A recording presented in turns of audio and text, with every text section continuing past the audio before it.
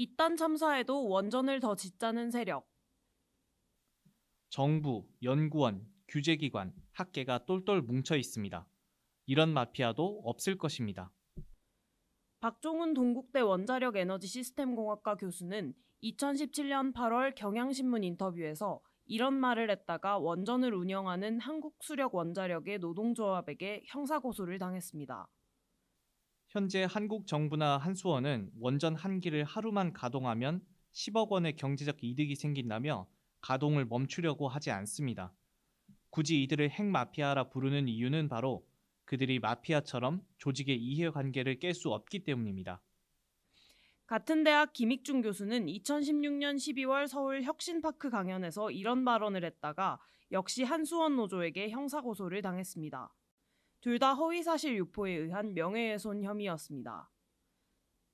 탈핵 전문가 줄줄이 고소한 한수원 노조. 한수원 노조는 이들 외에도 탈원전을 주장하는 교수와 시민단체 활동가들을 여럿 고소하거나 고소를 예고했습니다. 그러나 대구지방검찰청은 2018년 2월 28일 두 교수에게 혐의 없음을 통보했습니다. 김 교수는 한수원 노조가 아닌 한수원이라는 사업자를 가리킨 것이었고, 박 교수는 한수원 자체를 언급하지 않아 명예훼손이 성립하지 않는다고 판단한 것입니다. 환경단체들은 한수원 측이 애당초 사법처리 대상이 될 수 없는 것을 알면서도 노조를 움직여 형사고소를 함으로써 탈핵운동가들을 위축시키려 한 게 아닌지 의심하고 있습니다.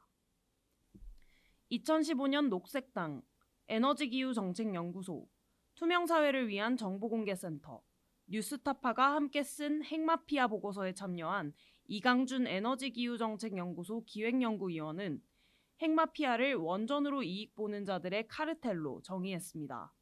2018년 1월 29일 단비뉴스와 만난 그는 핵을 둘러싸고 형성된 정치, 관료, 산업, 학계, 언론 이익 공동체가 어떻게 구성돼 있고 그들이 이익을 추구하면서 어떤 부정한 요소를 쓰는지 살펴보는 게 핵심이라고 말했습니다.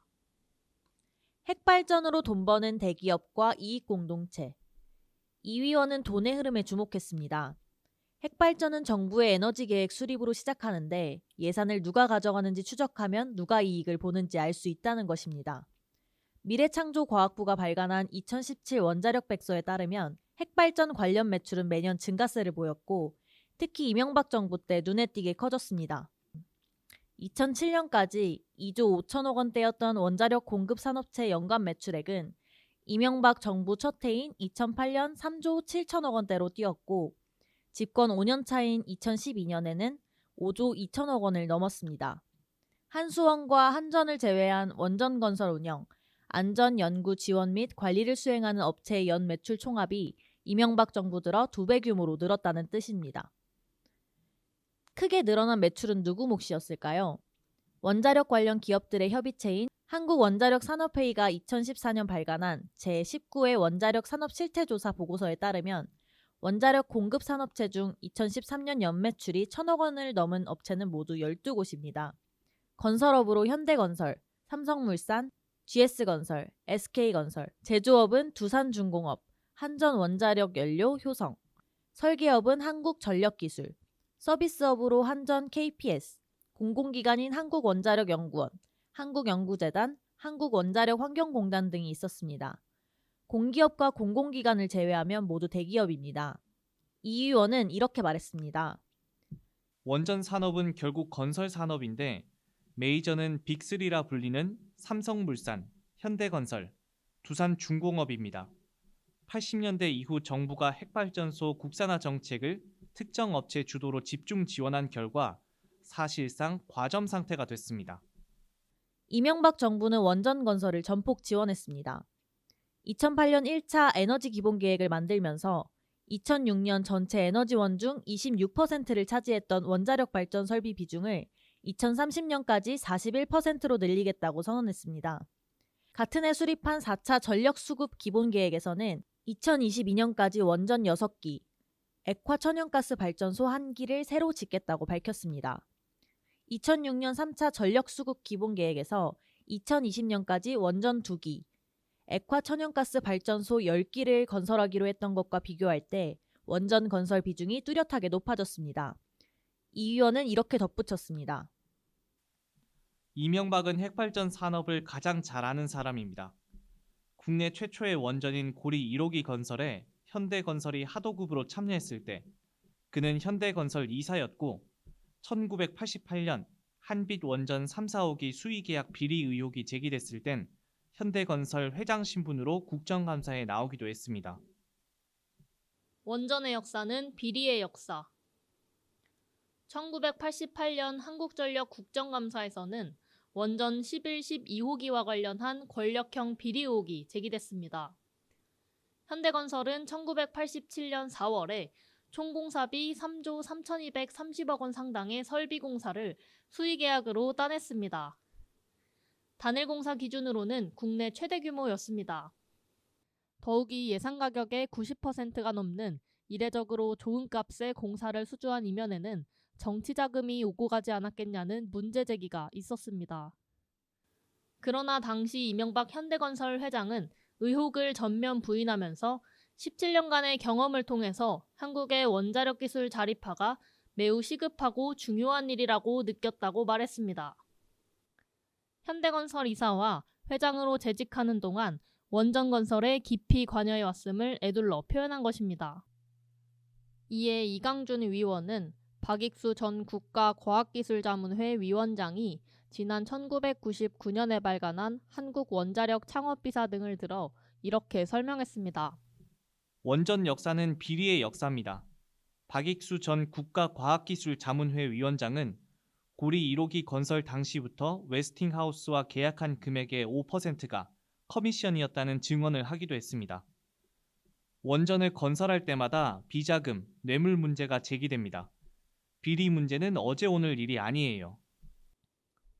이명박 정부는 2009년 12월 아랍에미리트에 한국형 원전을 처음으로 수출하는 쾌거를 거뒀다며 대대적으로 홍보했습니다. 당시 이 대통령은 이렇게 말했습니다. 세계는 기후변화에 대비한 가장 현실적인 대안으로 원자력 발전을 주목하고 있습니다.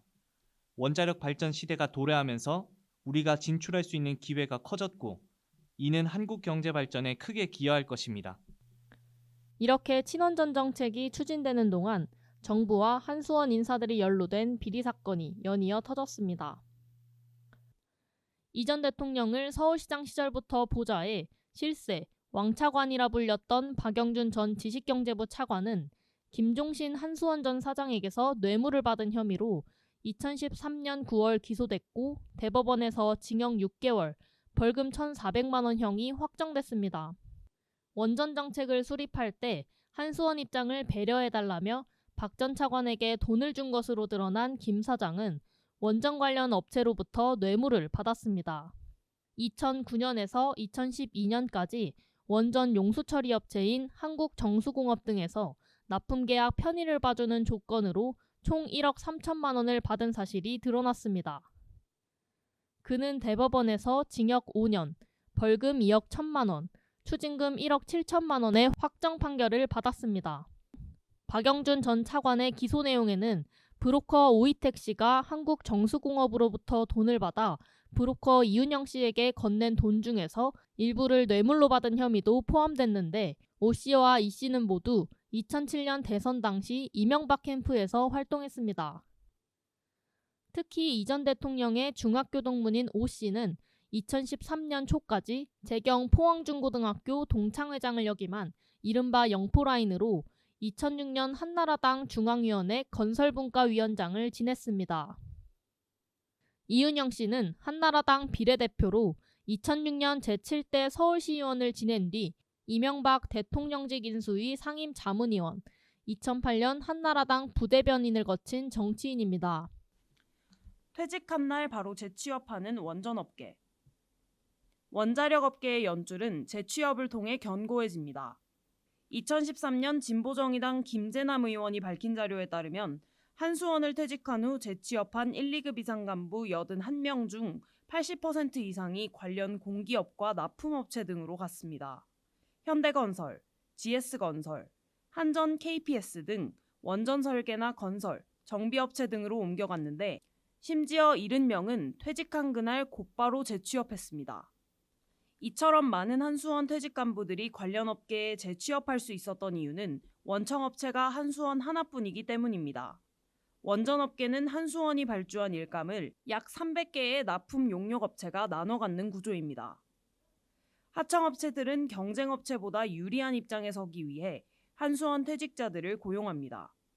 2012년 국정감사 자료에 따르면 한수원 퇴직자를 영입한 13개 원전 관련 업체가 2010년부터 2012년 9월까지 한수원과 맺은 계약은 모두 1조 6,785억 원 규모였습니다. 새정치민주연합 문병호 전 의원은 2014년 상반기에만 한수원 퇴직자를 영입한 22개 업체가 한수원에서 4,666억 원의 계약을 따냈다고 밝혔습니다. 이들은 전체 계약 건수 2,767건 중 2%인 56건을 맡았지만 계약 금액은 31.08%였습니다. 2011년부터 2014년 상반기까지 한수원 퇴직자를 영입한 업체의 건당 평균 계약 금액은 42억 6천만 원으로 건당 평균 4억 원의 계약을 따낸 다른 업체들의 11배나 됐습니다. 재취업과 회전문 인사가 이뤄지는 동안 원전 납품업체와 검증업체, 운영업체들의 인력은 뒤섞였습니다. 부품을 만드는 이와 부품업체를 선정하는 자, 그리고 그 부품을 검증하는 이가 하나가 되는 구조를 만든 것입니다. 이현석 에너지정의행동 대표는 2018년 3월 9일 단비뉴스 전화 인터뷰에서 이렇게 말했습니다. 부품을 100% 주문 생산하고 수요도 한수원으로 제한되어 있는 핵산업은 담합하기 굉장히 좋은 구조입니다. 철저한 감시가 필요합니다. 학연으로 이어진 그들만의 리그. 그들만의 리그는 학계와도 닿아 있습니다. 2017년 10월 더불어민주당 고용진 의원은 원자력 학계에 수백억대 연구용역 비리 의혹을 제기했습니다. 2013년 3월 산업통상자원부가 공모한 에너지연구개발 중장기 과제 중 중대사고 시 원자로 건물 파손 방지를 위한 여과 배기계통 개발, 총괄 책임 기관에 주 미래와 도전이 선정됐습니다. 2000년 7월 설립된 원전 안전진단 평가 용역 업체인 미래와 도전은 이 사업에 선정되면서 연간 32억 원, 총 128억 원을 정부로부터 지원받았습니다. 연평균 매출액의 30%가 넘는 금액이었습니다.